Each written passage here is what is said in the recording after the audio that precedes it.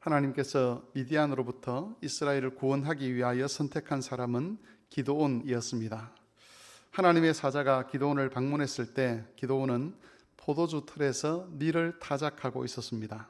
원래 밀을 타작하려고 하면 넓은 공간이 있어야 되는데 미디안 사람들에게 들키지 않기 위해서 좁은 포도주 틀에서 숨어 그 일을 하고 있었던 것입니다. 여호와의 사자는 그런 기드온을 향해서 큰 용사여 여호와께서 너와 함께 하신다라고 외쳤습니다. 이 말씀은 기드온의 현재 모습과는 어울리지 않는 그런 말씀이었습니다. 만일 기드온이 정말 큰 용사였다면 포도주 틀에서 밀을 타작하는 그런 일을 하지는 않았을 겁니다. 그럼에도 이 말씀을 한 것은 두 가지 의미가 있었습니다. 첫 번째는 책망이지요. 하나님의 백성으로 부름받았음에도 불구하고 압제와 고통 속에서 초라한 모습을 하고 있는 이스라엘 백성과 또 기드온을 향해서 하나님께서 그들의 형편을 지적하시고 책망하시는 것이라고 볼 수 있습니다.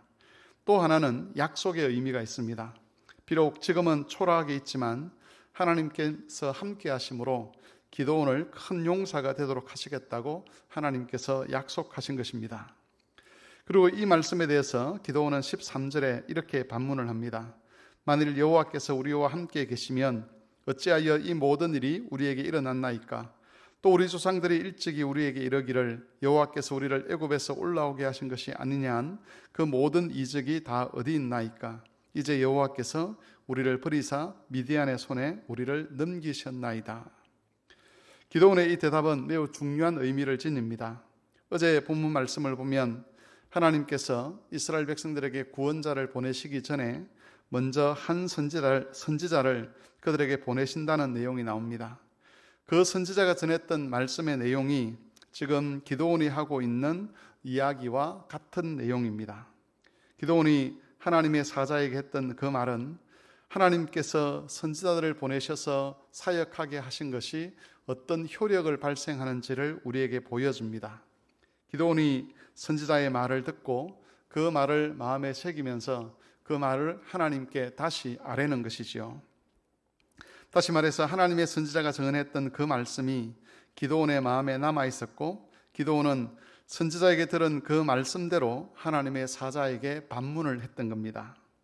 하나님께서 정말 우리 조상들을 애굽에서 구원하여 내시고 가나안 민족들을 내쫓고 우리에게 이 땅을 주신 그런 큰 일을 하셨다면 왜 지금 우리가 이렇게 초라하게 되었습니까? 라고 하나님께 되묻는 것이죠. 이렇게 되물을 수 있었던 것은 하나님의 선지자로부터 하나님의 말씀을 들었기 때문입니다. 선지자의 사역은 기드온으로 하여금 자신들이 겪고 있는 그 문제를 하나님의 언약의 관점에서 하나님의 말씀의 관점에서 이해하도록 하는 결과를 가져왔던 것입니다. 이 말씀은 하나님의 백성들에게 있어서 영적 회복이라는 것이 어떻게 시작되는가를 보여줍니다. 하나님의 말씀의 빛 아래서 자신의 상황을 해석하도록 하는 것, 이것이 하나님께서 그 백성의 회복을 위하여 시작하시는 일입니다. 자신의 삶과 상황을 해석하는 여러 관점들이 있을 수가 있습니다. 그런 많은 해석들 중에서 하나님의 말씀을 기준으로 삼아서 자신의 삶과 상황을 들여다보고 평가하는 것, 그것이 바로 회복의 시작이 되는 것입니다. 하나님의 말씀의 빛 아래서 우리의 마음도, 우리의 생각도, 우리의 상황도 그렇게 살피고 이해를 하게 되면 그 다음에 무엇을 해야 될지가 정확하게 나타나게 되고 선명해지게 됩니다. 이후에 기드온은 25절 이하에 보면 자기 아버지의 집에 있는 바알의 제단을 헐어버리는데 이것은 말씀의 조명 아래서 자신과 이스라엘의 상황을 해석한 결과로서 기드온이 결단하여 행한 일이었습니다.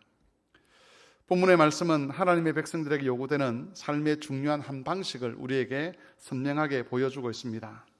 하나님의 백성들은 하나님의 말씀으로 자신의 삶을 조명하고 그것에 근거해서 생각하고 판단하고 행동하는 사람들입니다. 그럴 때 하나님 백성으로서의 영광스러운 복을 누리게 되는 것이죠. 하나님은 우리를 이 땅에서 큰 자로 세우셨습니다. 이스라엘 백성들에게 율법을 주시면서 그 율법을 지켜갈 때에 하나님의 뜻에 순종할 때에 이 세상에서 큰 나라 백성이라는 그런 인정을 받게 될 것이라고 말씀하셨습니다. 그런 하나님의 말씀은 오늘날 우리에게도 유효할 것입니다. 세상이 많이 각박하고 또 변하고 우리가 알 수 없는 그런 상황으로 흘러간다 할지라도 우리가 하나님의 말씀에 순종하고 그 뜻을 따라 살아가게 될 때에 우리는 이 세상에서 큰 나라 백성으로 인정을 받게 될 것이고 산 위에 있는 동네로서의 역할을 감당하게 될 것입니다. 그러기 위해서 가장 우선되어야 할 것은 하나님의 말씀으로 우리의 삶을 조명하는 겁니다. 하나님의 말씀으로 우리의 상황을 해석하는 것이지요. 세상이 들려주는 이야기, 세상이 절개하는 그런 이야기로 우리의 삶의 기준을 삼는 것이 아니라 말씀의 빛 아래서 상황을 이해하고 그 말씀의 빛 아래서 어떻게 살아가야 되며 어떻게 판단하고 행동해야 될지를 우리가 가름하게 될 때에 비로소 하나님의 약속하신 그 크고 영광스러운 자리에 우리가 이르게 되는 것입니다.